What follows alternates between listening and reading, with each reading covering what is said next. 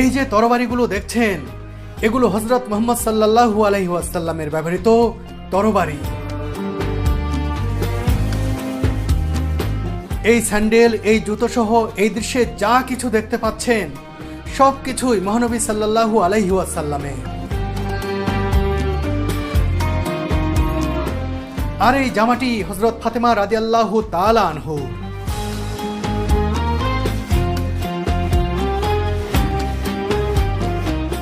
এখানেই শেষ নয়, পবিত্র কোরআন অবতীর্ণ হওয়ার সময় সূরাগুলো যেসব টুকরো কাগজে লিখে রাখা হতো সেগুলো সংরক্ষণ করা হচ্ছে এই তোপকাপি প্রাসাদ জাদুঘরে।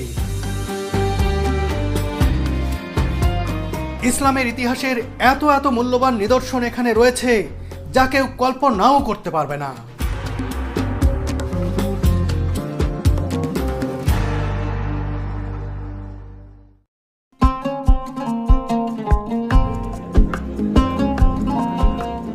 ইস্তাম্বুলের এই তোপকাপি প্রাসাদ শুধুমাত্র অটোমানদের সাম্রাজ্য বিস্তারের কেন্দ্র হিসেবেই নয়, এটি আধুনিক বিশ্বের অন্যতম সমৃদ্ধ একটি জাদুঘর হিসেবেও সমধিক পরিচিত।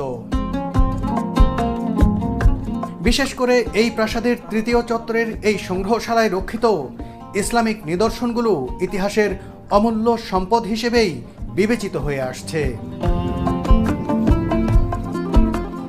প্রতিদিন মুসলিমদের পাশাপাশি বিভিন্ন ধর্মের হাজার হাজার মানুষ এই পবিত্র নিদর্শনগুলো দেখার জন্য ভিড় করে থাকেন এখানে।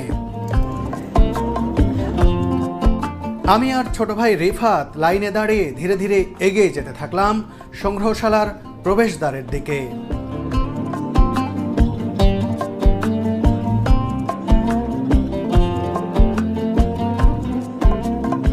প্রবেশের পরই শুরুতেই দেখতে পেলাম কাবা ঘরের তালাচাবি ও পাউস।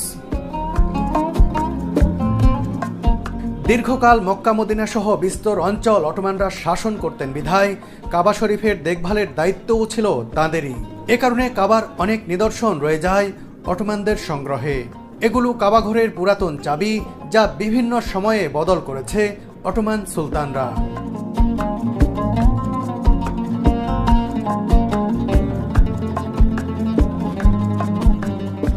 এখানে পাশাপাশি সাজিয়ে রাখা হয়েছে কাবা শরীফের বেশ কয়েকটি তালা চাবি। আহা, কাবা দেখিনি স্বচক্ষে, তবে তালা চাবি দেখেই অদ্ভুত অনুভূতি হচ্ছে মনে।